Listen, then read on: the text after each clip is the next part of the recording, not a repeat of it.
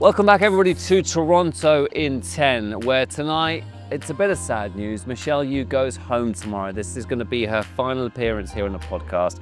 Listen, Michelle, on behalf... You didn't have to do this for me. This was so lovely of you. That's a fair point. Did you spend your digital currency on me? No, you didn't. I'm actually drinking fizzy water. But on that note, Bilal, would you possibly be able to top Bilal, up my Michelle? last podcast, I need to drink more because... My pleasure. Michelle is... I'm ridding of James. She's quite drunk already. Just to warn you all. I'm not. This is my first glass. But anyhow, a wonderful Thank you, time Bilal. with you, James. But let's talk a little bit about the moment. I was actually going to give you your just cause, but we'll come back to it at the end, and I was going to say some nice things about you. But let's put that on ice, like the champagne is over here. You want to talk about best moments? We've had some incredible moments in the past 2 weeks here. Can I start by just saying, I'm going to start with this. I think you all know what direction I'm going to take with this, because I have been lucky enough to follow the journey of Alex Eala for a few years now, because working in tennis, you get to see the upcoming players as they're breaking into the mainstream conversation. Last year, I saw Alex Eala for the first time on court at the US Open, and the place exploded.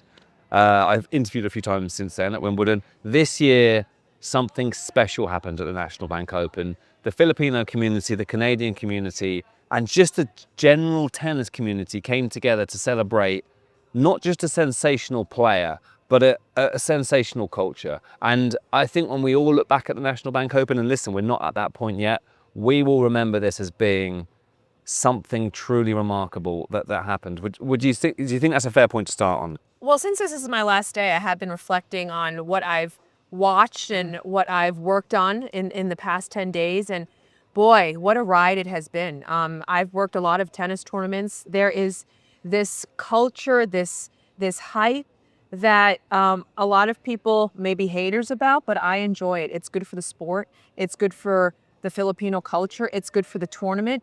It's good for women's tennis. It's a win-win for everybody, I feel. What I took away from this is the Filipino fans here in Toronto.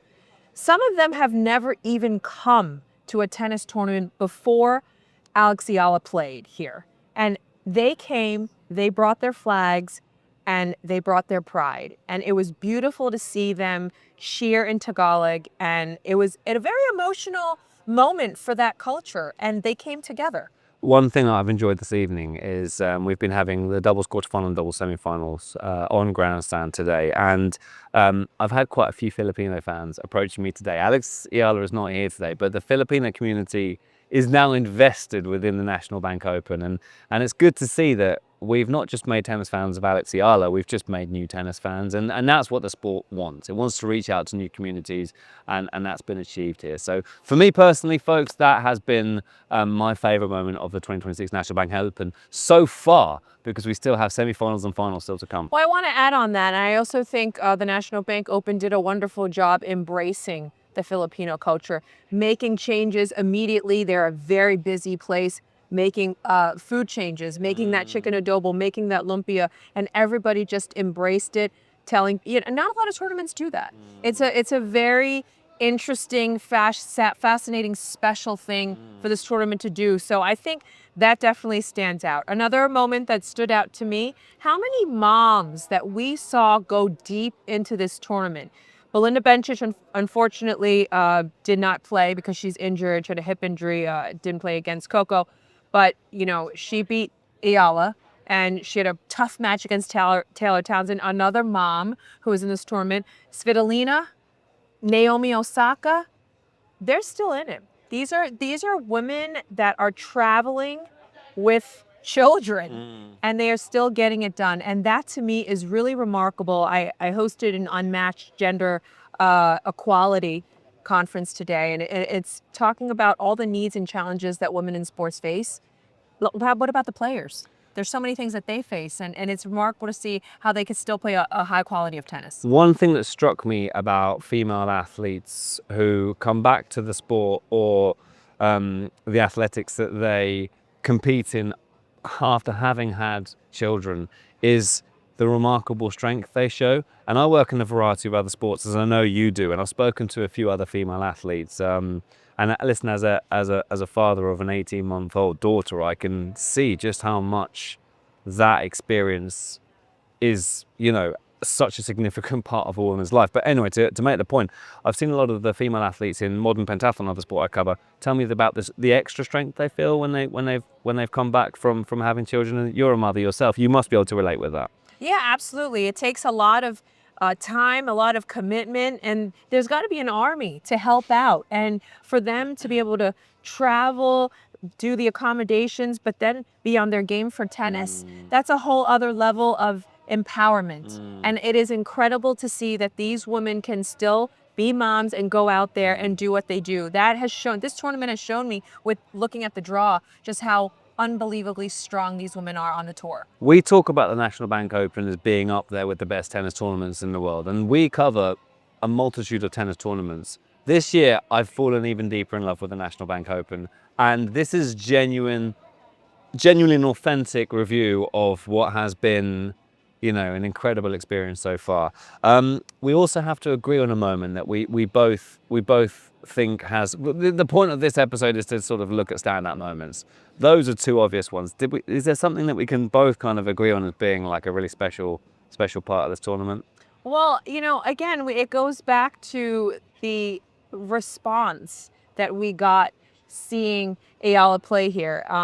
We've done this podcast now for quite a few days, and the day that this podcast, which is brand new, our producer Pete, is his brainchild. So thank you, Pete, for believing in us and having us do this.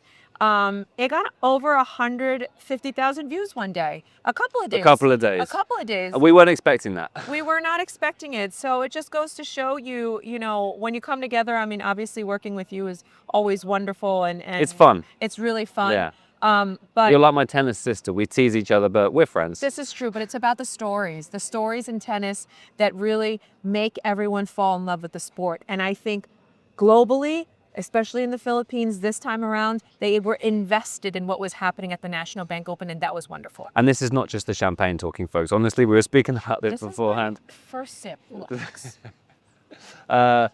Yeah, listen, it's been great fun. There's still so much to go as well. Like we haven't crowned any champions yet. That's still to come. We have the doubles final and the singles final both on Thursday. Are you going to be watching from back home? I sure am. I want to just point out one thing. James has done an amazing job on the grandstand. The grandstand is really a special court where I have seen some of the best players. I mean, the other day you had like 6 matches of the most marquee players. So just to goes to show you, you come here at the National Bank Open, you get to see the best players in the world so up close. Very different from, let's say, you go to a Grand Slam where there's a lot of hoopla and you don't experience that. Another side of things is the tennis talks, which you've been hosting this year. And if you come to the National Bank Open, you get access to players like you get, I would say, arguably nowhere else. You've been hosting these Q&As on the stage with the players, and you make those fun. And it's a different side to the players that we don't normally see. So, great job on that as well, Michelle. Thank you so much. And, to the tennis, quickly before we wrap it up, obviously we don't know who's going to end up winning, but I will be watching it. As you mentioned, this is my final podcast here for this year's tournament.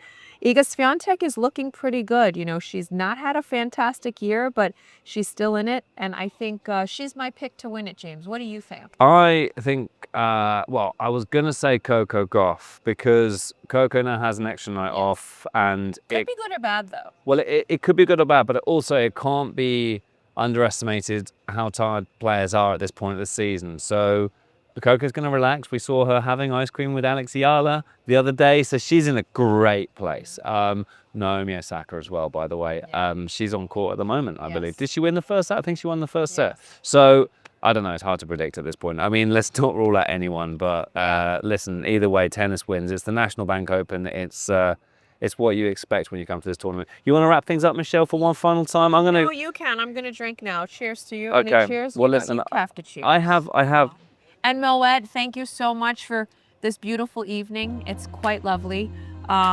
You didn't have to, but you didn't. But it's not champagne. Thank you so much. It's fizzy water. All right, he's James Tzanoudakis. I'm Michelle Yu. He's clearly not going to wrap it up, so I am. It was wonderful to be here on Toronto on 10 with you guys. We'll see you soon. Take care. He'll see you soon.